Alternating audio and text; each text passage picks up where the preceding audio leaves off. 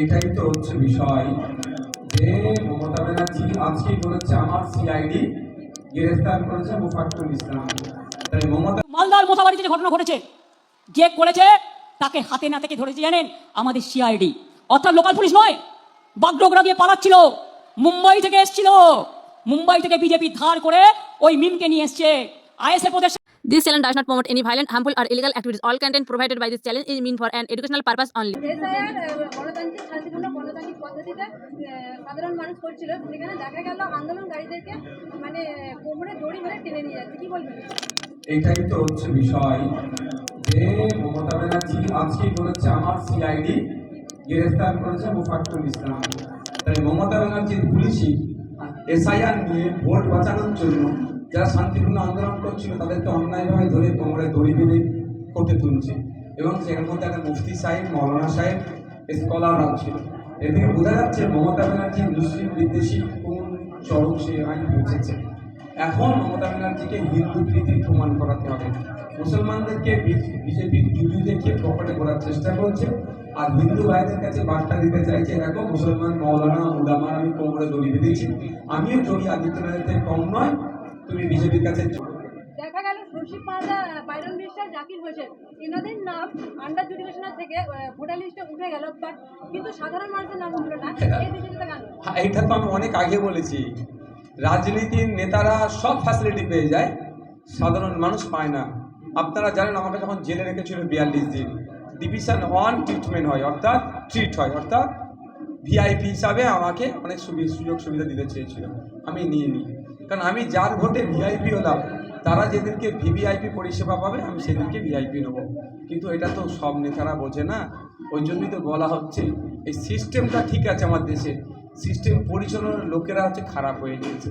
তো সিস্টেম পরিচালনার জন্য প্রতি 5 বছর ছাড়া ছাড়া সুযোগ আসে।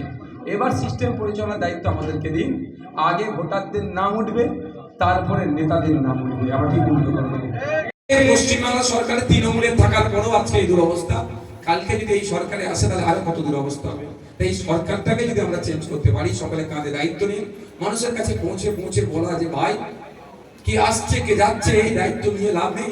294টা আমাদের মাথায় নিয়ে লাভ হবে না। উলুবেড়িয়া পূর্ব থেকে একজনকে পাঠাবো, যে ভাঙড় থেকে নওশাদ সিদ্দিকী ভাইজানের পাশে এসে বসবে, দাঁতে দাঁত চেপে চোখে চোখ রেখে মানুষের শিক্ষা, স্বাস্থ্য, কর্মসংস্থান, রুজি রুটির কথাই তিনি সোচ্চার হবেন বিধানসভার মধ্যে, বিধানসভার বাইরে। ভেবে নাম হবে 294 কে আপনি ভোট দিন নাকি? আপনারা তো উলুবেড়িয়া পূর্বে দেন, উলুবেড়িয়া পূর্ব থেকে বামেদের সমর্থনে আইএসএফ এর মনোনীত প্রার্থী খামচিন্দিকে আপনারা জিতিয়ে দেবেন। আপনারাই বলুন, যারা কর্মীরা আছে, এটা সাধারণ মানুষও জানে যে এক বিধায়ক 213, সংযুক্ত মোর্চার একটাই বিধায়ক 293 এর উপরে ভারী পড়ে যাচ্ছে। তাহলে বামেদের সমর্থনে আইএসএফ এর প্রার্থী বা আইএসএফ এর সমর্থনে বামেদের প্রার্থী যদি একাধিক জিতানো যায় কি হবে বুঝতে পেরেছেন? আমি আপনার কথা বলি, আমি আমার কথা, আমার কি মোতাবেক যেতে ইচ্ছে করছে না?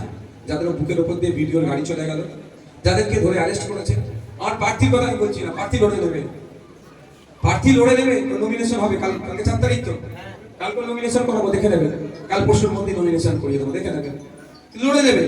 কিন্তু ওটা বলছি না, কিন্তু আমি যেতে পারছি না, কেন মনে যাবো না, এখানে আসবো।